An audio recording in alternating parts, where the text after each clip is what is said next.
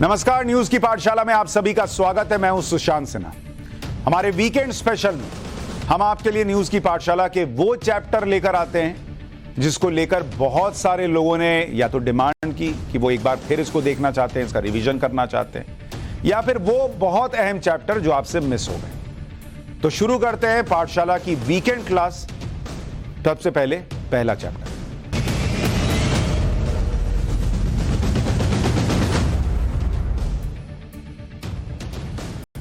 12 फरवरी को देश को एक और हाईटेक एक्सप्रेसवे मिलने वाला है। यह एक्सप्रेसवे है दिल्ली मुंबई एक्सप्रेसवे। इस एक्सप्रेसवे का पहला हिस्सा हरियाणा के सोहना से राजस्थान के दौसा तक है, जो बनकर तैयार हो गया है और 12 फरवरी को प्रधानमंत्री नरेंद्र मोदी इसी हिस्से का उद्घाटन करने वाले हैं। ऐसी झमाझम सड़क है ये, इसके बारे में अभी आपको बताऊंगा तो आपका दिल गदगद हो जाएगा। अगर इतना सभी इंडिया के लिए प्रेम होगा तो आपको नरेंद्र मोदी ने बनाया, बीजेपी ने बनाया, ये सब नहीं दिखेगा। आपको दिखेगा कि बॉस इंडिया में ये क्या ही हो गया।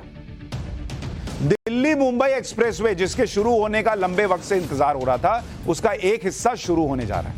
बाकी हिस्से भी बन रहे हैं, बीच बीच के पैचेस बन गए, वो भी जल्दी शुरू हो जाएंगे। देश की राजधानी दिल्ली और देश की आर्थिक राजधानी मुंबई, दोनों जगहों की अहमियत के बावजूद कैसे बरसों तक दोनों बड़े शहरों की दूरी कम करने के बारे में सोचा नहीं गया, उसके बारे में विस्तार से आगे आपको बताऊंगा। लेकिन सबसे पहले दिल्ली मुंबई एक्सप्रेसवे के बारे में थोड़ा आपको बताना चाहता हूं। ये जो दिल्ली मुंबई एक्सप्रेसवे जिसके बारे में बता रहा हूं, ये कमाल की चीज बनी है बॉस। और आप कहेंगे कि भाई एक्सप्रेसवे तो लखनऊ वाला भी है। अरे बॉस, अभी इसके बारे में सुनिएगा तो अब आपको पता चलेगा कि क्या ही चीज बन गई। इसकी कुल दूरी जो है, मीटो ना है, कुल दूरी ये है 1380 किलोमीटर, 1380 किलोमीटर का एक्सप्रेस वे। इसमें लेन कितनी होगी? 8 लेन है और ये 12 तक बढ़ सकती है। एक्सटेंशन कितना हो सकता है? इतनी जगह बनाई गई है, छोड़ी गई है कि 12 लेन का भी बन सकता है। 5 राज्य से गुजरेगा, मतलब 5 राज्यों को फायदा होगा। अब ये 5 राज्य कौन है? दिल्ली भी है इसमें, हरियाणा भी है, राजस्थान भी है, फिर एमपी भी है और गुजरात भी है। लास्ट में मुंबई पहुंच रहा है तो महाराष्ट्र हो ही जाएगा। तो ये दिल्ली, हरियाणा, राजस्थान, एमपी, गुजरात और महाराष्ट्र, 6 राज्य हो गया एक तरीके से। तो इसको 6 कर दीजिए, 6 राज्य। दिल्ली से मुंबई एक्सप्रेसवे के लिए आपको 5 जिन राज्यों से गुजरना है उसके बारे में तो बता ही दिया। लेकिन अभी दिल्ली से मुंबई अगर कोई सड़क के रास्ते जाता है तो उसके लिए 2 रूट है। पहला रूट होता है दिल्ली मुंबई वाया ग्वालियर भोपाल। इसकी दूरी है 1450 किलोमीटर और 26 घंटे का समय लग जाता है। दूसरा रूट है दिल्ली मुंबई वाया अजमेर अहमदाबाद।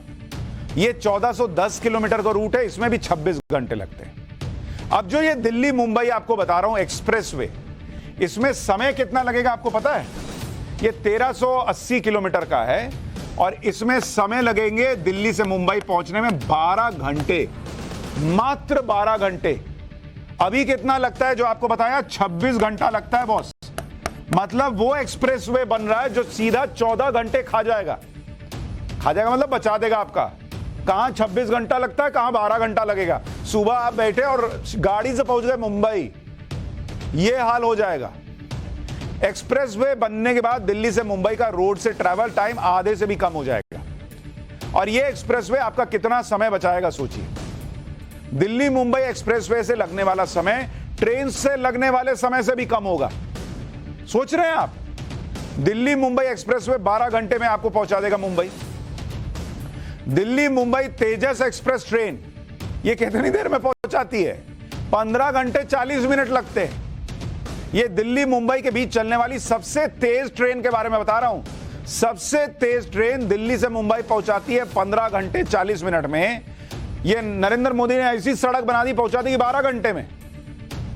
इधर से रेस लगाइए, घर वाले को बोलिए तुम ट्रेन में बैठो, मैं गाड़ी से जाता हूं, देखते हैं कौन पहले पहुंचता है, फिर उसको वहां मुंबई स्टेशन पे रिसीव कीजिए, बोलिए हेलो मैं आ गया एक्सप्रेसवे। ये माहौल हो जाएगा बॉस। और अभी इसकी खासियत तो बताई नहीं आपको। दिल्ली मुंबई एक्सप्रेसवे को कई फेज में तैयार किया जा रहा है और सोना दौसा स्ट्रेच इसका फर्स्ट फेज है, इसलिए जैसे जैसे जो हिस्सा बनकर तैयार होता जाएगा उसे आम लोगों के लिए खोल दिया जाएगा। दिल्ली और मुंबई के बीच एक्सप्रेसवे बन जाने से सिर्फ समय ही नहीं बचेगा, पेट्रोल भी बचेगा, प्रदूषण भी कम होगा और इन सब के अलावा जिन जिन शहरों से एक्सप्रेसवे गुजरेगा वहां इकोनॉमिक डेवलपमेंट भी तेज होगा। कैसे होगा, इसके लिए आपको एक्सप्रेसवे की कोई नहीं सकेगा। आपने फुटओवर ब्रिज सुना होगा, रेलवे ओवरब्रिज सुना होगा, लेकिन ये ग्रीन ओवरपास और अंडरपास क्या है बॉस? इसके लिए आपको दो तस्वीर दिखाता हूं जिसके बाद आप ग्रीन ओवरपास और अंडरपास आसानी से समझ पाएंगे।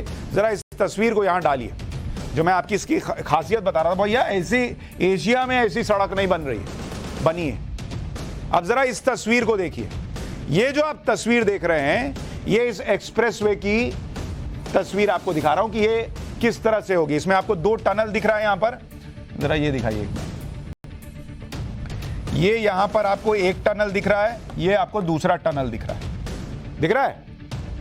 इसमें से गाड़ियां गुजरेंगी, यहां से गाड़ी आएगी और यहां से गाड़ी निकलेगी, दो अपने रास्ते बने हुए हैं।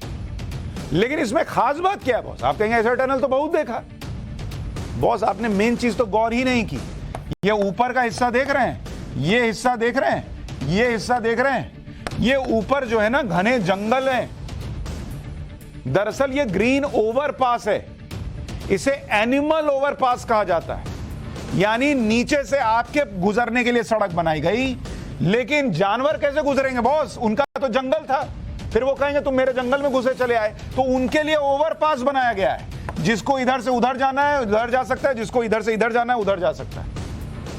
मतलब ये ऊपर का हिस्सा जानवरों के लिए है कि आप यहां जंगल से निकलिए, टहलते हुए ऊपर से देखिए, अरे ये अपने मिश्रा जी जा रहे हैं और शेर चला गया ऊपर से देखता है।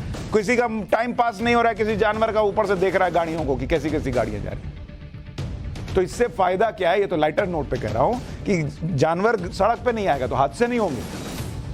तो इसके लिए क्या किया गया? साइड में ना मजबूत शीशे लगा दिए गए। ये देख रहे हैं, ये वाला हिस्सा जो है, इसको दिखाइए, ये शीशा लगा हुआ है। इस तरह का शीशा लगा दिया जाएगा तो इधर से जानवर नहीं आ सकता है, लेकिन उसके लिए जगह छोड़ दी। ऐसे आओ, घूम के जाओ, घूमो अपना जंगल में। तो शीशा ऊपर से नीचे तक लगा है ताकि कोई भी जानवर एक्सप्रेसवे पर ना आ सके। ये देखिए, ये अपना ऊपर देख रहे हैं, ऊपर हाईवे है और नीचे जो है वो जानवर चल रहे हैं। इसी तरीके से अंडरपास भी कहते हैं, एनिमल अंडरपास। मतलब जमीन पर जानवर घूमेंगे और जमीन से कई फुट ऊपर पिलर पर सड़क बनी होगी, उससे गाड़ियां गुजरेंगी। मतलब जानवर सड़क पर नहीं आएगा और ना ही एक्सीडेंट का चांस होगा। तो दो चीज बना दी गई, एक अंडरपास बन गया जिससे गाड़ी अंदर से जा रही है, और दूसरे हिस्से ऐसे बना दिए गए जहां ये ब्रिज ऊपर है और जानवर नीचे से गुजर रहे हैं। मतलब प्रकृति का बैलेंस बना हुआ है। एशिया में पहली बार ग्रीन ओवरपास बनाया जा रहा है। राजस्थान के बूंदी और सवाई माधोपुर के बीच ग्रीन ओवरपास तैयार किया जा रहा है। यह दुनिया का दूसरा सबसे बड़ा ग्रीन ओवरपास होगा। मुकुंदरा हिल्स टाइगर रिजर्व के नीचे बाकायदा टनल बनाई जा रही है, मतलब ऊपर बाघ घूम रहे होंगे, नीचे टनल से गाड़ियां गुजर रही होंगी। इसी तरह माथेरान इको सेंसिटिव जोन में भी टनल बनाया जा रहा है। दिल्ली मुंबई एक्सप्रेसवे पर कुल 5 ग्रीन ओवरपास बनाए जा रहे हैं, साथ ही 3 ग्रीन अंडरपास तैयार किए जा रहे हैं और इनकी कुल लंबाई 7 किलोमीटर होगी। साफ है कि दिल्ली मुंबई एक्सप्रेसवे बनाने में इंसानों का तो ख्याल रखा ही गया है, इसके बनने से जंगली जानवरों को भी कोई परेशानी ना हो, इसका भी ख्याल रखा जा रहा है, जो ऐसा पूरे एशिया में कहीं नहीं हुआ। ऐसी सड़क, यह एक्सप्रेसवे जब पूरी तरह से बनकर तैयार हो जाएगा तो इससे जानवरों का भी फायदा, उनको भी दिक्कत नहीं, इंसानों का भी फायदा। लेकिन एक बड़ा फायदा यह भी है कि इससे पेट्रोल भी बचेगा। भाई जब आपका सफर 26 घंटे से घट, हर साल बचेगा ईंधन। और इसमें जब आप मिला रहे हैं तो पेट्रोल डीजल दोनों कर लीजिए, डीजल पेट्रोल दोनों तरह की जो गाड़ियां चल रही। पैसे कितने बचेंगे? पैसे बचेंगे करीब 3200 करोड़ रुपए बचेंगे। तो ऐसा एक्सप्रेसवे बन रहा है जिस पर आप चलिए, आप क्या चलिएगा, पैदल थोड़ी जाएगा, चलना मतलब नहीं कहते गाड़ी से चलते हैं, गाड़ी चलेगी तो आपके पैसे भी बचेंगे। और CO2 उत्सर्जन में 85 करोड़ किलोग्राम जो है उसकी कमी आएगी। मतलब 4 करोड़ पेड़ लगाने पर जितना कार्बन डाइऑक्साइड कम होता, उतना सिर्फ इस एक्सप्रेसवे पर चलने से हो जाएगा कम।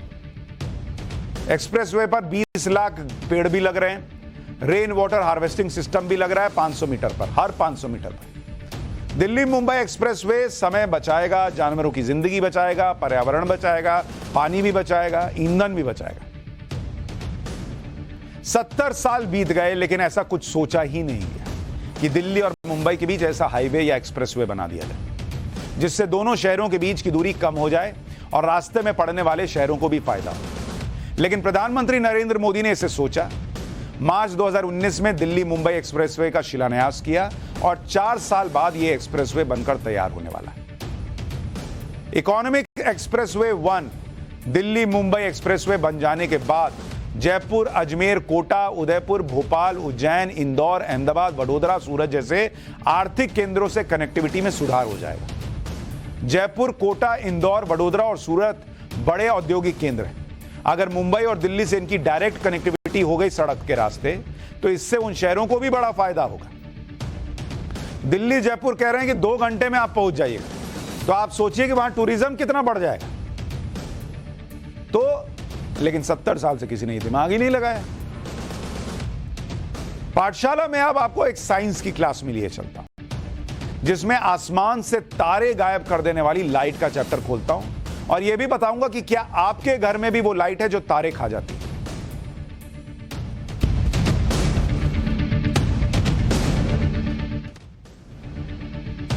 आप जरा दिमाग पर जोर डालकर एक बार सोचिए कि दिल्ली, नोएडा, मुंबई या किसी मेट्रो शहर में आखिरी बार रात में आसमान में तारे आपको कब दिखाई दिए? बॉस आपको गाली देता है, आपको दिन में तारे दिखा देता है, लेकिन जो असली वाले तारे हैं वो लास्ट कब देखे बॉस? बहुत सोचने पर भी आपको हाल फिलहाल में ऐसा कोई वक्त ध्यान नहीं आएगा कि पूरा आसमान तारों से जगमगा रहा हो, आपने देखा। जब रात में साफ आसमान और तारे दिखाई दें, ये तो बहुत पुरानी बात हो गई ऐसा लगता है। इसकी एक वजह प्रदूषण तो है, लेकिन कई लोग मान लेते हैं कि इसकी बड़ी वजह प्रदूषण ही है। नहीं बॉस, इसका एक मेन रीजन लाइट पॉल्यूशन है, यानी रोशनी से होने वाला प्रदूषण। आप सोचेंगे लाइट पॉल्यूशन क्या भला है बॉस?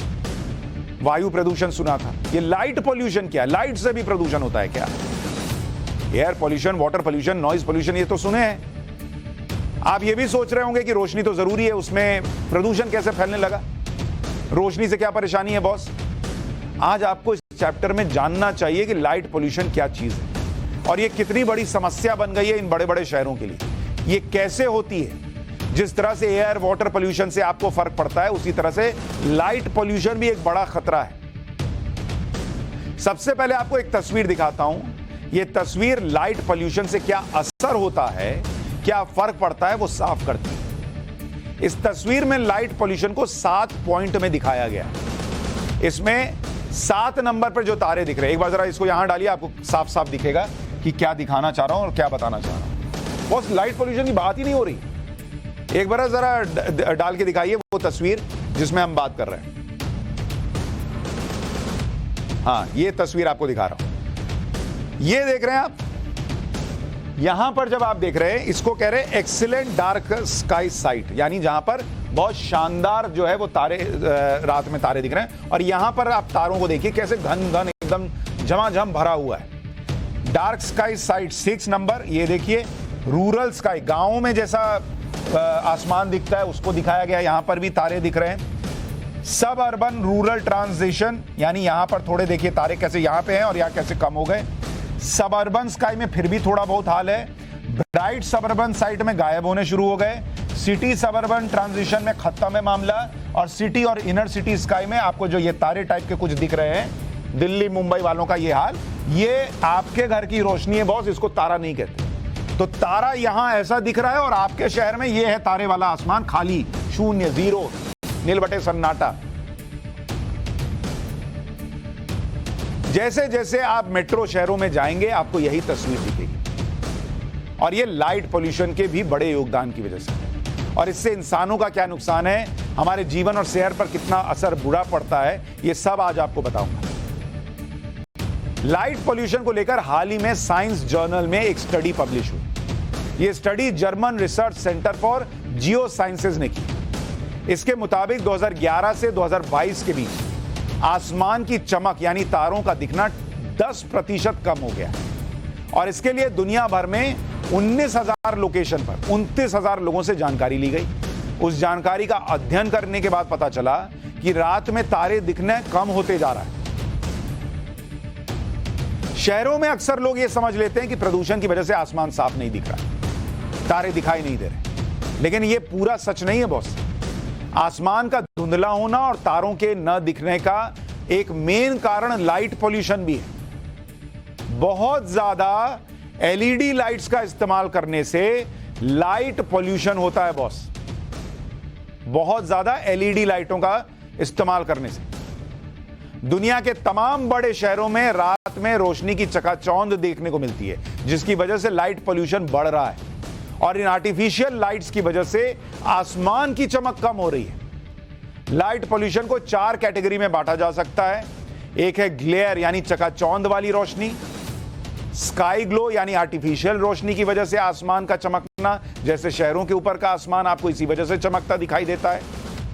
फिर है लाइट ट्रेसपास यानी जहां रोशनी की जरूरत नहीं वहां भी रोशनी कर देना, जैसे स्ट्रीट लाइट की रोशनी का घरों के अंदर तक आना। और क्लटर यानी एक ही जगह पर बहुत ज्यादा रोशनी करना, जैसे इवेंट्स के दौरान होता है। आपको आसान तरीके से समझाऊं तो लाइट पोल्यूशन कैसे होता है। जैसे स्ट्रीट लाइट से रोशनी निकल रही है, ये देख रहे हैं आप, स्ट्रीट लाइट से रोशनी निकल रही है और जितने इलाके में रोशनी देनी है उससे ज्यादा रोशनी फैल रही है। स्ट्रीट लाइट की रोशनी ऊपर तक जा रही है, लोगों की आंखों में जा रही है और इसके अलावा स्ट्रीट लाइट की रोशनी जमीन से टकराकर आसमान में भी जा रही है। हर शहर में इस तरह के हजारों लाखों स्ट्रीट लाइट और करोड़ों अदर लाइट सोर्स होते हैं और इनकी रोशनी जब डाइवर्ट होकर आसमान में जाती है तो उसी से आसमान चमकता हुआ दिखता है। इसको स्काई ग्लो कहते हैं। एक आम सोच यह भी है कि धरती पर जो भी लाइट होती है, आर्टिफिशियल या सनलाइट, वो रिफ्लेक्ट करके पृथ्वी से बाहर चली जाती है, लेकिन ऐसा नहीं है। सूरज से पृथ्वी पर आने वाली रोशनी का सिर्फ 29% हिस्सा ही रिफ्लेक्ट होता है, बाकी की रोशनी यहीं रह जाती है, चाहे वो सूरज की रोशनी हो या फिर आर्टिफिशियल लाइट हो। अगर ये रोशनी आसमान की तरफ जा रही है तो वो पृथ्वी के वायुमंडल के चौथे लेयर थर्मोस्फेयर से टकराकर वापस आ जाती है और इसी वजह से लगातार स्काई ग्लो बढ़ रहा है और सालाना लाइट पोल्यूशन बढ़ रहा है। अब आप मन में ये सवाल पूछ रहे होंगे कि अगर रात को तारे नहीं देखे तो क्या आफत आ गई बॉस। अगर बहुत ज्यादा रोशनी होने से लाइट पोल्यूशन या स्काई ग्लो हो रहा है तो इससे इंसान की सेहत पर क्या असर पड़ रहा है, तो इसका जवाब भी आपको सुनना चाहिए। एलईडी इंसानों के डीएनए में एक विशेष सर्केडियन रिदम होता है जिसे जैविक घड़ी या बायोलॉजिकल क्लॉक कहते हैं।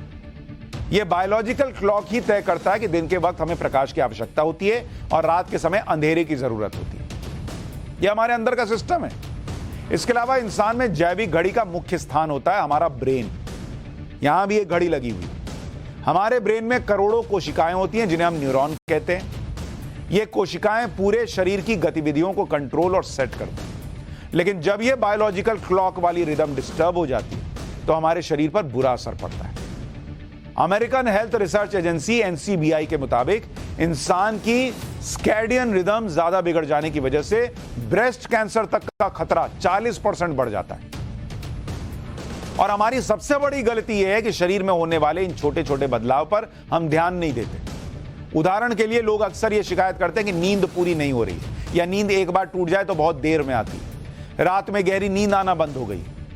इसके पीछे की एक वजह भी सुन लीजिए। हमारी आंखों में एक खास तरह की कोशिकाएं होती हैं जिसे कोन सेल्स कहते हैं। लंबे समय तक ज्यादा रोशनी में रहने से ये कोन सेल्स उत्तेजित हो जाती हैं जो हमारी नींद को डिस्टर्ब करती है। इतना ही नहीं, सर्केडियन रिदम डिस्टर्ब होने से हमारे शरीर में मेलाटोनिन हार्मोन गड़बड़ा जाता है जो हमारी नींद, मूड और निर्णय लेने की क्षमता पर बुरा असर डालता है। और यह तो सिर्फ एक शुरुआत भर है। इसके बाद अनिद्रा और डिप्रेशन की बारी आती है। बाद में शरीर के ऑर्गन पर बुरा असर पड़ना शुरू हो जाता है। कुल मिलाकर मतलब यह है कि रात को तारे न दिखने का मतलब यही है कि आप लाइट पॉल्यूशन में जी रहे हैं, और ऐसा बहुत लंबे समय तक नहीं चलना चाहिए, वरना आपकी सेहत पर भी असर पड़ेगा। अब इससे बचने का उपाय क्या है बॉस, वो आगे बताऊंगा। उससे पहले ये समस्या कितने बड़े लेवल पर पहुंच गई है जरा ये समझिए।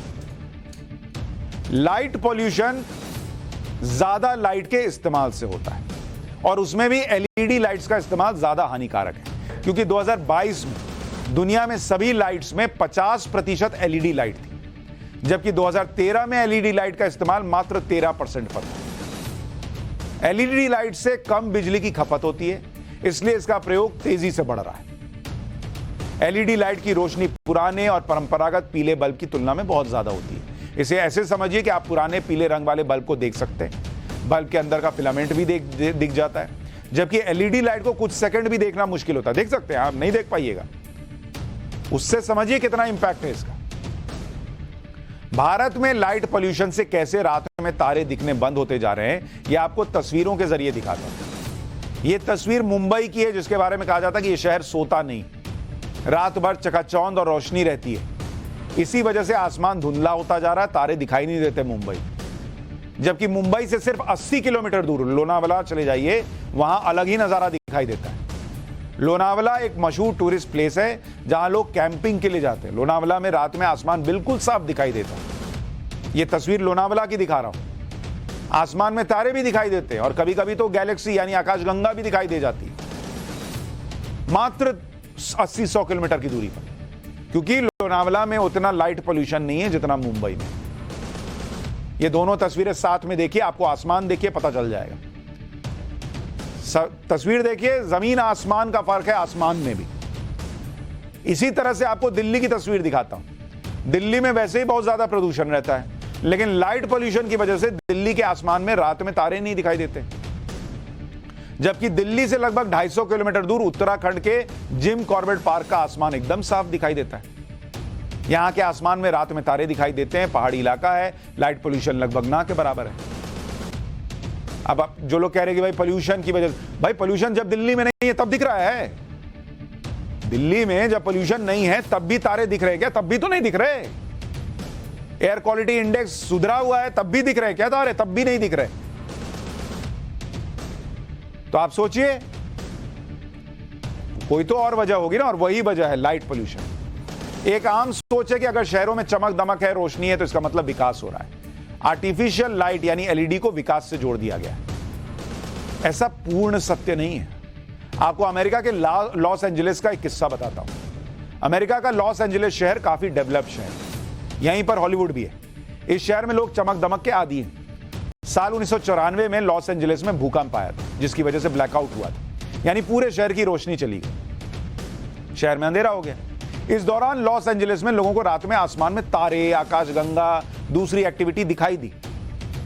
ये सब देख के लोग डर गए और इमरजेंसी नंबर 911 पे फोन कर दिया। लोगों ने कहा कि आसमान में अजीब अजीब चीजें दिख रही हैं, क्योंकि इसके पहले उन्होंने देखा ही नहीं, इतनी रोशनी में रहते थे, उनको पता ही नहीं आसमान में क्या होता है। लॉस एंजलिस की ग्रिफिथ ऑब्जर्वेटरी के डायरेक्टर ने उस घटना के बारे में बताते हुए कहा कि लोगों ने ब्लैकआउट से पहले कभी साफ आसमान देखा ही नहीं।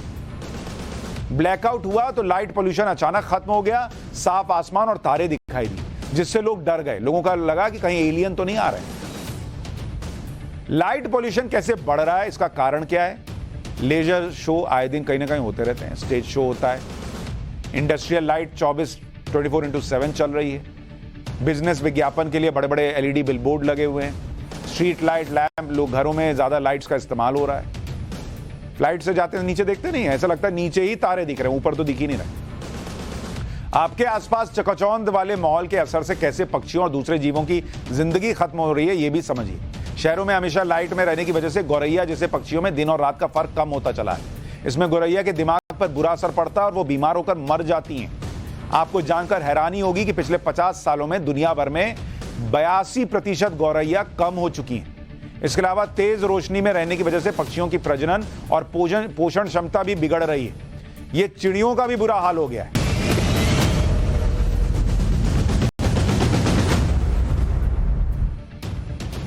बोर्ड की परीक्षाएं आने वाली हैं और उससे पहले आज प्रधानमंत्री नरेंद्र मोदी ने छात्रों के साथ परीक्षा पर चर्चा की। और इस चर्चा में पीएम मोदी ने बच्चों की इंटरनेट पर रील देखने वाली बीमारी को पकड़ लिया। आप ही नहीं देखते हैं, खाली रात में बैठे धाएं धाएं ऊपर बढ़ाए जा रहे हैं और रील देखे जा रहे हैं। रील का फील बच्चे भी ले रहे हैं। आजकल देश के ज्यादातर माता पिता इस बात से परेशान हैं कि उनके बच्चे मोबाइल पर घंटों रील देखते हैं। हमारे जमाने में तो इतनी ढील नहीं मिलती थी कि रील देखें। अच्छा, उस वक्त रील होती भी नहीं थी, लेकिन आज मोबाइल है, रील है, धप धप उंगली चल रही है। हाथ में मोबाइल और अंगूठे से एक के बाद एक वीडियो स्क्रॉल करते हैं। कुछ लोग अंगूठे से करते हैं, कुछ इस उंगली से करते हैं। कब टाइम निकल गया पता ही नहीं। उधर वीडियो पे वीडियो निकल रहा है, इधर टाइम पे टाइम निकल रहा है। पढ़ाई गई हवा लेने, हवा खाने। यह समस्या बच्चों से लेकर बड़ों तक सब में फैल चुकी है। शुरू में ये एक आदत बनती है, फिर लत लग जाती है, बाद में गंभीर बीमारी बन जाती है। आपको यकीन नहीं होगा, ये बीमारी है बहुत रील देखना। ऐसा क्यों होता है कि आंख मोबाइल पर रील से चिपक जाती है और दिमाग सोशल मीडिया का गुलाम बन जाता है? आज इसके बारे में आपको बताऊंगा, लेकिन उससे पहले पीएम मोदी ने बच्चों को क्या कहा, पहले वो सुनिए, क्योंकि बीमारी को समझे बिना उसका इलाज जरा नामुमकिन सा हो जाता है। तो पहले पीएम को सुनिए, फिर आगे की बात। अच्छा, आप लोग कोई रील देखते नहीं है? नहीं देखते हैं ना? तो फिर शर्माते क्यों हो? बताओ ना, निकलते हैं कि बाहर अंदर से?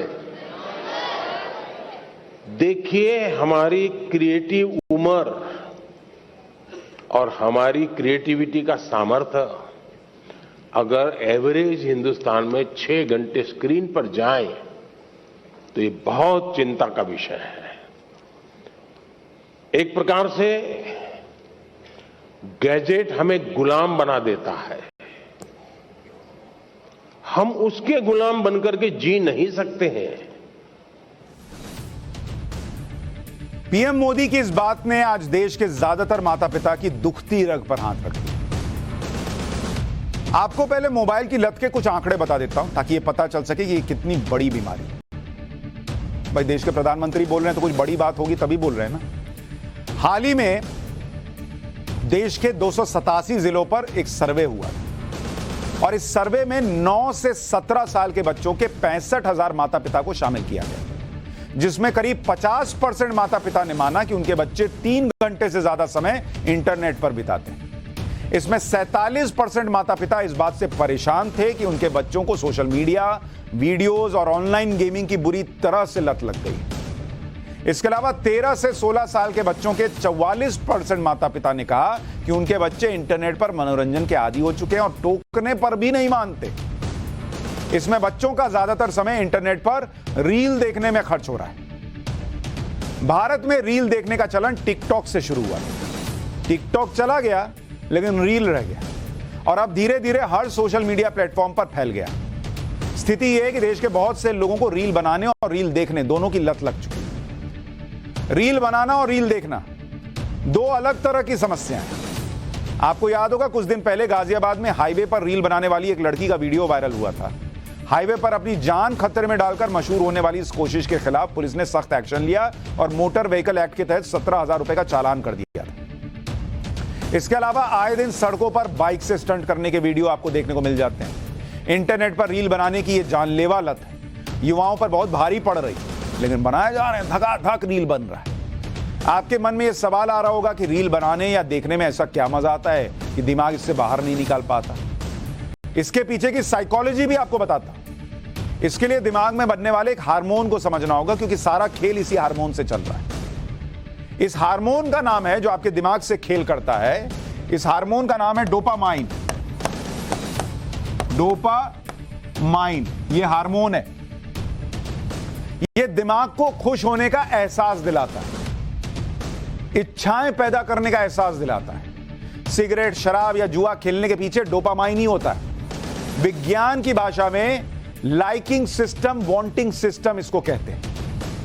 जब आप मोबाइल फोन पर मनपसंद वीडियो देख रहे होते हैं, रील देख रहे होते हैं, तो इससे आपको खुशी का एहसास होता है, यानी आपका लाइकिंग सिस्टम जो है वो एक्टिव हो जाता है।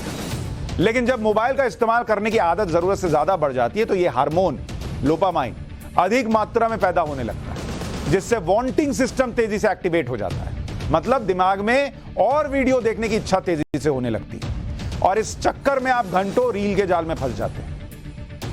ऐसा नहीं है कि इस बीमारी का कोई इलाज नहीं है, बस आपको डिजिटल फास्टिंग अपनानी होगी।